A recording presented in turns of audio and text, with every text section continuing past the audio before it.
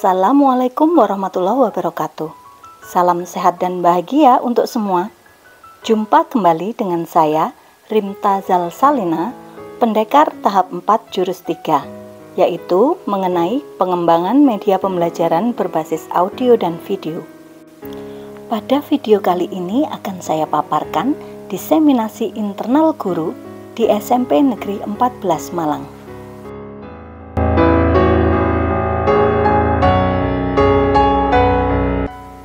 Kegiatan Krida Bakti Pendekar Tahap 4 Jurus 3 atau diseminasi internal ke guru SMP Negeri 14 Malang dilaksanakan pada hari Jumat 8 Desember 2023 pukul 12.45 sampai 14.00 waktu Indonesia Barat dengan jumlah peserta 49 orang guru.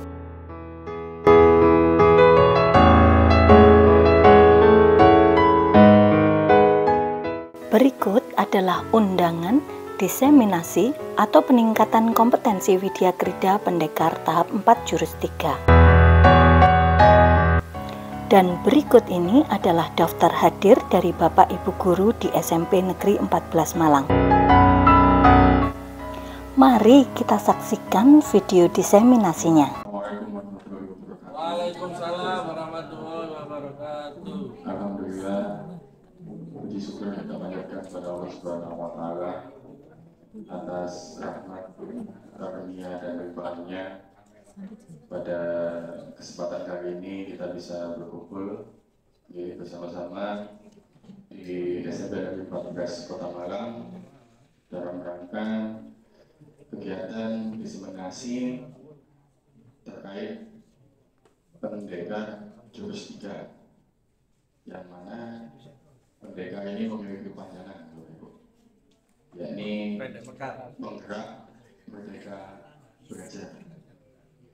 Kegiatan pendekar jurus 3 ini bertepatan dengan tema pengembangan media pembelajaran audio visual, yang mana pada kesempatan kali ini kita akan dibagikan ilmu yang amat sangat bermanfaat dari narasumber yang juga amat sangat luar biasa. Kita beri tepuk tangan untuk Ibu Rinta Zalsalina, SSI MPD.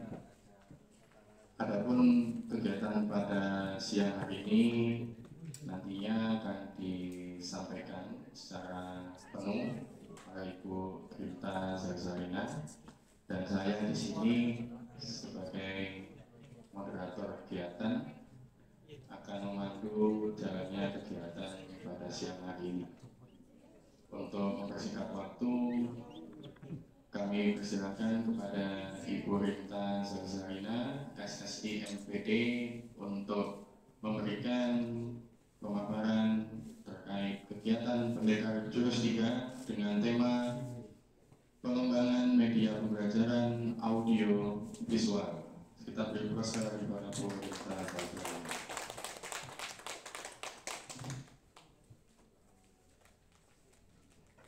Terima kasih Bapak Ibu. Kita menyanyi dulu ya. Monggo Bapak Ibu sebagai energizer untuk siang hari ini supaya kita lebih semangat. Solid. Baik, kita menyanyi dulu. Saya menyanyi panjenengan tepuk sama hentak kaki sama bilang dulu. Silakan. Siap. Kalau kau suka hati tepuk tangan. Kalau kau suka hati tepuk tangan. Kalau kau suka hati, mari kita lakukan. Kalau kau suka hati tepuk tangan. Kalau kau suka hati hentak bumi. Kalau kau suka hati hentak bumi. Kalau kau suka hati, mari kita lakukan. Kalau kau suka hati hentak bumi. Kalau kau suka hati, bilang hore. Kalau kau suka hati bilang hore. Kalau kau suka hati, mari kita lakukan. Kalau kau suka hati bilang hore. Kalau kau suka hati semuanya. Kalau kau suka hati semuanya. Kalau kau suka hati, mari kita lakukan. Kalau kau suka hati semuanya.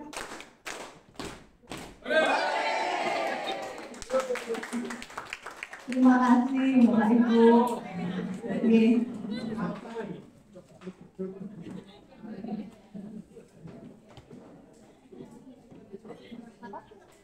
Sudah tenang semuanya? Baik. Kepada yang terhormat Ibu Kepala Sekolah, Ibu Uni Kulsum SPD, kepada yang terhormat Bapak Ibu staf Waka, kepada yang terhormat Bapak Ibu guru hebat SMP Negeri 14 Malang.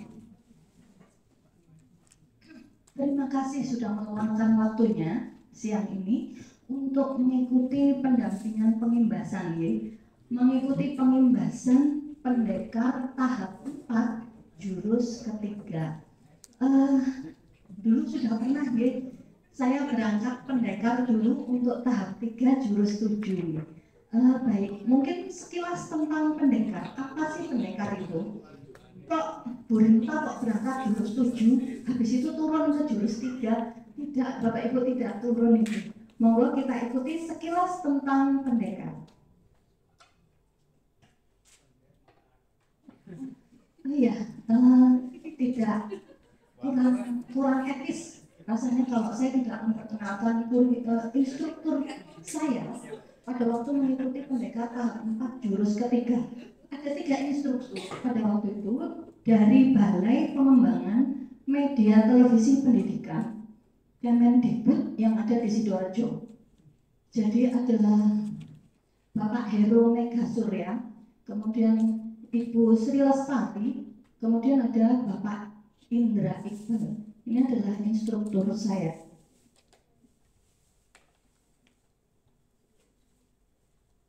Baik, ini sekilas tentang pendekar. Pendekar itu merupakan singkatan dari Penggerak Merdeka Belajar. Pendekar itu hanya miliknya BPGB Jawa Timur, Balai Besar Guru Penggerak Jawa Timur. Jadi kalau mungkin Jawa Barat, mungkin dia punya istilah yang lain, bukan pendekar. Kalau pendekar hanya untuk Jawa Timur saja. Baik, pendekar ini menjadi tempat bagi para komunitas guru penggerak di wilayah Provinsi Jawa Timur. Saya kehabisan nafas sih.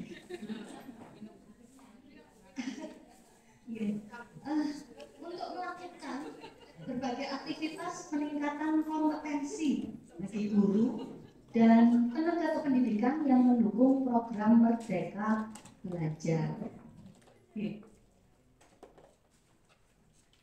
Nah ini tujuan program pendekar. Tujuan utama dari program ini adalah memberikan tempat atau wahana sekaligus memberikan penguatan kepada komunitas guru penggerak di Jawa Timur yang telah terbentuk setelah mengikuti PPG atau Program Pendidikan Guru Penggerak PGP, Bapak Ibu, mohon maaf, agar mampu menjalankan tugasnya sebagai guru penggerak dan mendukung implementasi Merdeka Belajar. Jadi pada kegiatan pendekar itu ada pelatihan.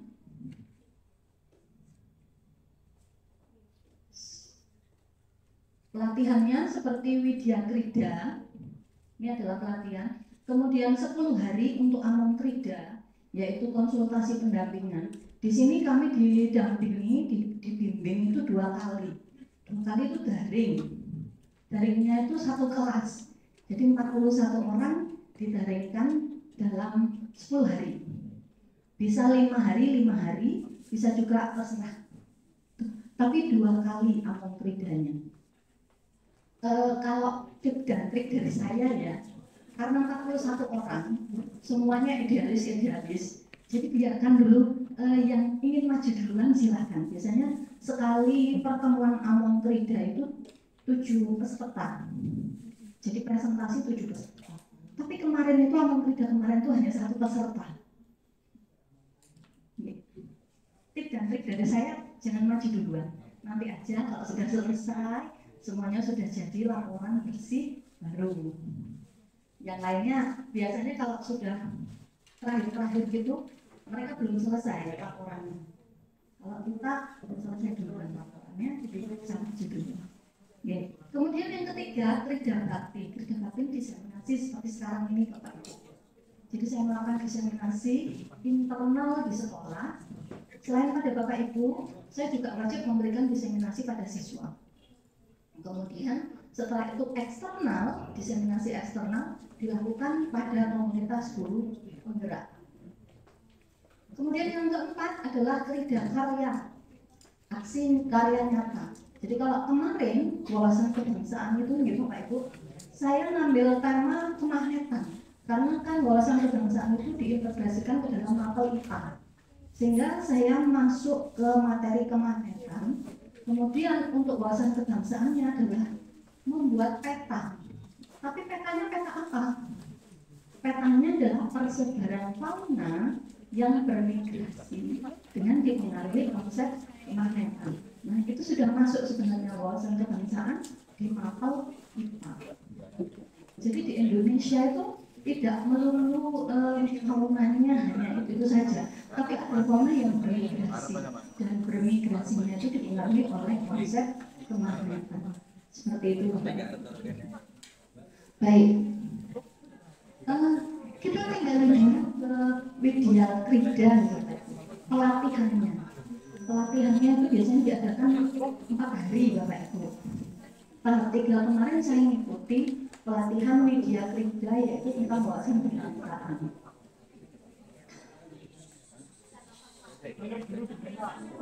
Oke, jadi ada 7 jurus nih, ada 7 jurus. Yang pertama jurus 1 pengembangan kompetensi pengelolaan sekolah. Kemudian jurus 2 pengelolaan pembelajaran kurikulum pendidikan. Kemudian jurus 3 yang baru saja saya ikuti yaitu pengembangan media pembelajaran berbasis audio dan video. Jurus 4 pengembangan media pembelajaran big book. Jadi mereka membuat print-printan sebenarnya dari Canva ya. Kalau di sana kan kita tidak siap untuk print sehingga kita buat dari Canva. Jurus 5 pengembangan media portofolio digital. Jurus 6 pengembangan asesmen pembelajaran. Jurus 7 pelatihan wawasan kebangsaan. Mana Bu yang paling tinggi dari 7 jurus? Tidak ada Bapak Ibu, karena ini pelatihan dan pelatihannya ini hanya 7 jurus. Jadi sebenarnya tidak ada yang paling tinggi. Dan kebetulan kesempatan saya itu dikirim 2 kali untuk pendekar. Padahal seharusnya tidak boleh Bapak Ibu, seharusnya bergantian dengan yang lain. Tapi saya juga nggak paham ya. Waktu itu saya disodori Google Form gitu, terus disuruh ngisi isian. Isiannya pertanyaan seperti ini. Apa motivasi Bapak Ibu sehingga Bapak Ibu mengambil jurus tersebut? Nah, terus habis itu ada pertanyaan lagi. Apa potensi yang dimiliki Bapak Ibu sehingga Bapak Ibu berhak untuk mendapatkan materi pelatihan jurus tersebut? Jadi kita harus mengumpulkan apa yang kita miliki supaya kita bisa diterima oleh BPGP untuk mengambil pendekar ini tadi. Gitu Bapak Ibu. Tapi yang jelas yang pertama harus PGP dulu. PP. Oke. Saya duduk nih Bapak Ibu nih.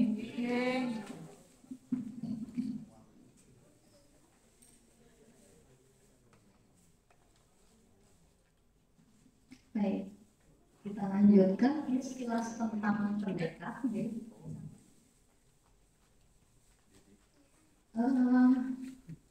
Saya dulu pernah bilang begini sama Pak Dimas, saya tidak berminat untuk ikut PP karena PP itu masanya terlalu lama Pak Dimas. Jadi bisa 6 bulan, bisa 9 bulan.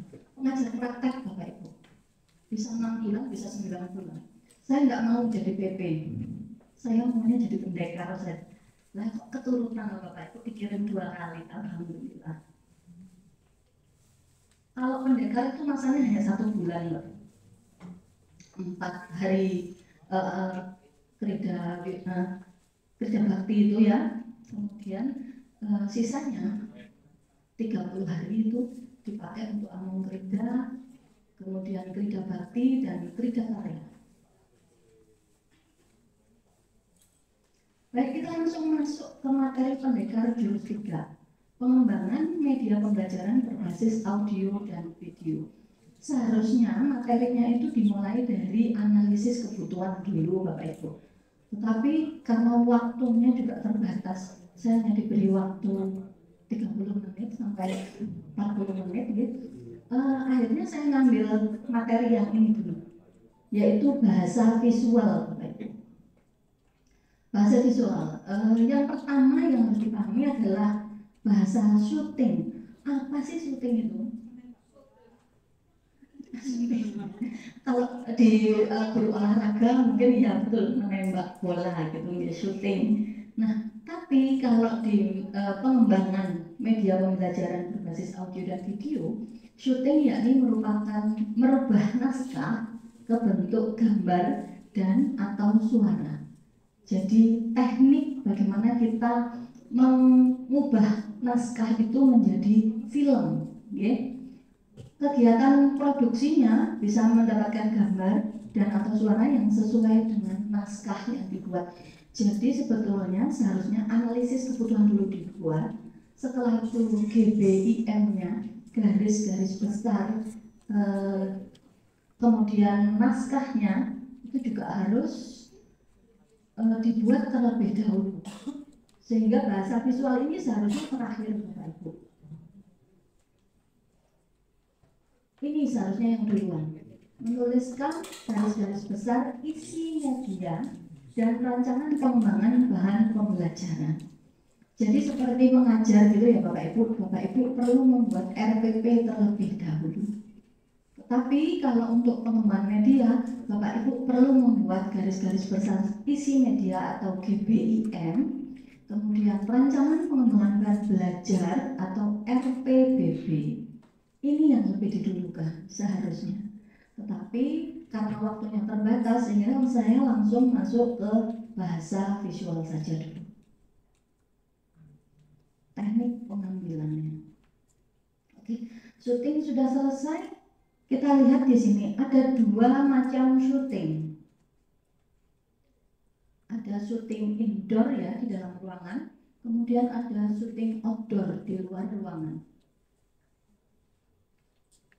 Kalau syuting indoor kita perlu pencahayaan Bapak Ibu. Pencahayaannya bisa melalui lampu, sukli itu ya, atau pakai ring light. Tetapi ring light juga belum tentu bisa mencukupi pencahayaan, jadi harus lebih banyak cahaya.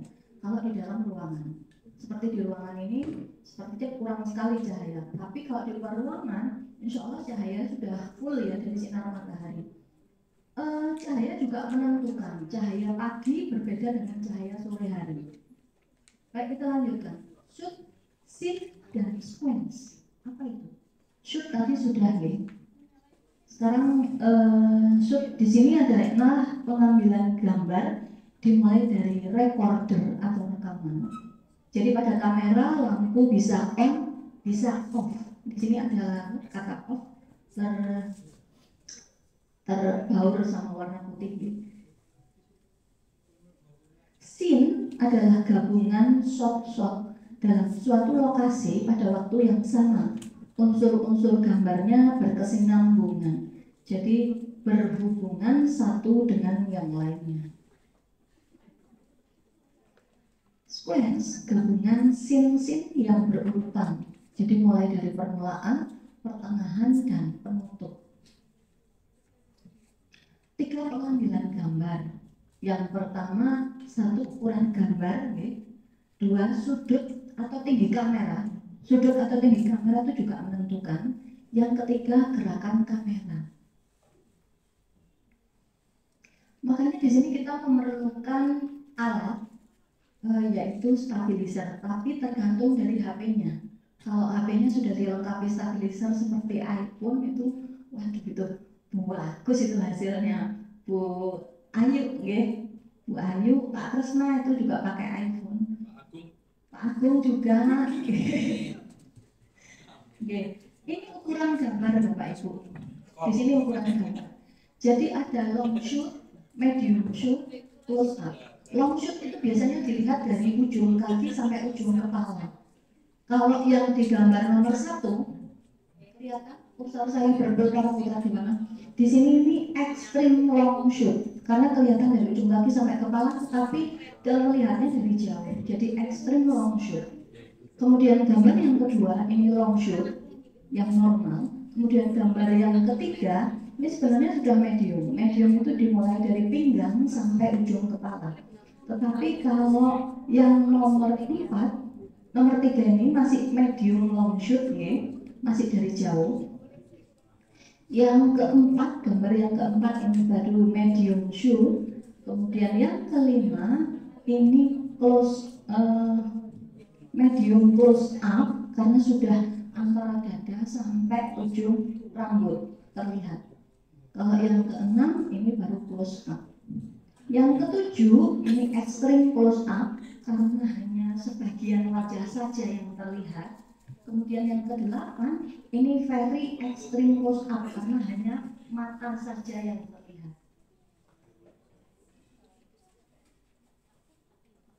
Sudut atau tinggi kamera, penempatan tinggi kamera sangat menentukan titik pandang mata penonton.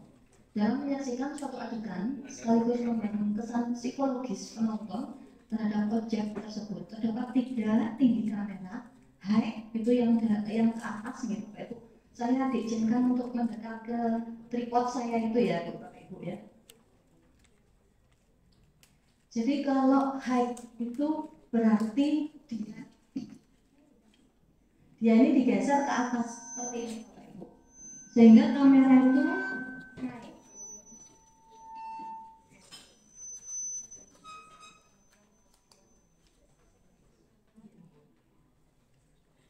Terlalu jauh. Jadi kamera itu tinggi, Bapak Ibu. Ini yang high angle shoot. Tapi kalau pakai tripod saya ini kan terbatas tingginya. Kalau diturunkan berarti dia low angle shoot. Tapi kalau rata-rata mata itu yang normal atau A shoot. Ini rata-rata mata. Jadi kameranya itu sejajar dengan mata objeknya, sejajar dengan mata objeknya. Seperti itu. Baik, kita lanjutkan. Nah, di sini ada gerakan kamera. Pan, kiri kanan. Kiri kanan kalau pakai tripod saya ini ya bisa digeser seperti ini. Jadi dari kiri kanan. Gini Bapak Ibu. Kiri kanan.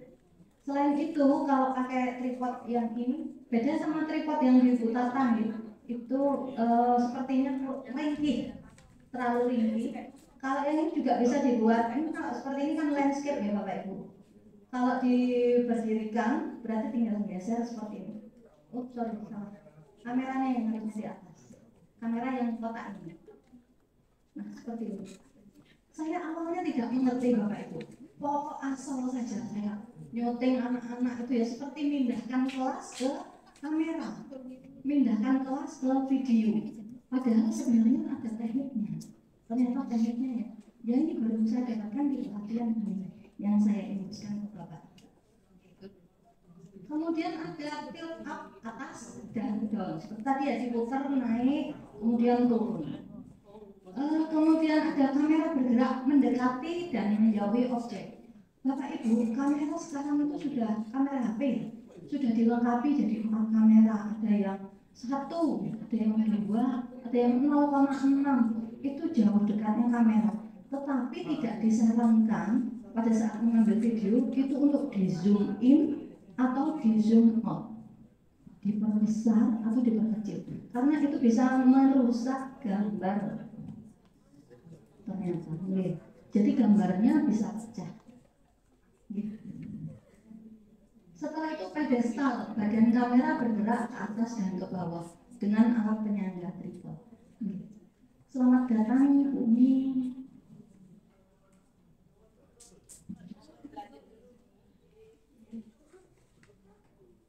Terus kemudian ada garis imajiner. Ada garis imajiner, yaitu garis khayal panduan kameramen untuk menentukan letak kamera, pencahayaan, komposisi, artis, angle, pergerakan kamera, lensa dan segala hal teknis kamera yang dipersiapkan untuk merekam adegan shoot. Jadi kita misalkan saja ada dua objek yang saling berhadapan gitu. Kemudian di sini ada kamera A, B dan C. Ini kalau pakai 3 kamera ya. Sehingga kamera A menangkap wajah objek pertama, kamera B menangkap 2 objek yang saling berhadapan, kamera C menangkap objek yang kedua. Ini kalau misalnya di podcast gitu ya Bapak Ibu ya, ada 2 orang yang saling berhadapan, saling bertanya dan menjawab seperti itu. Nah, bagaimana kalau kita cuma punya 1 HP? Ya diambilnya dari beberapa angle yang berbeda. Jadi 1 kali shoot tidak bisa langsung jadi. Bisa jadi ada 3 kali shoot. Kalau kita hanya punya 1 kamera HP. Gitu. Yang kita ambil angle-nya itu seperti ini Bapak. Ini kalau orang berhadapan dan saling melakukan interaksi ini.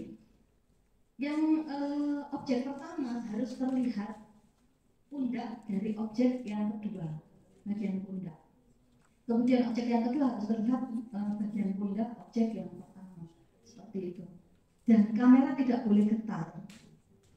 Susah sekali kalau kameranya tidak dilengkapi stabilizer ya, harus pakai gimbal gitu. Padahal kalau di BBGP kita cuma dipinjami tripod, terus kemudian mikrofon sama ring light, tidak dipinjami gimbal.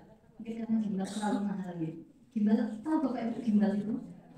Stabilizer yang bisa digerakkan gitu. Seperti itu. Gimbal Pak, gimbal. Tapi gimbal pakai gimbal itu.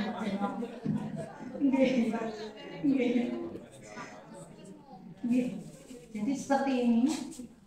Kemudian yang berikutnya adalah hasil kegiatan diseminasi internal, yakni yang pertama, penugasan membuat RPBB GBIM dan naskah video pembelajaran. Yang kedua, sudah terbentuk tim indigo. Yang ketiga, terjadi diskusi pemecahan masalah seperti AI untuk suara lebih bersih, juga web untuk membuat animasi.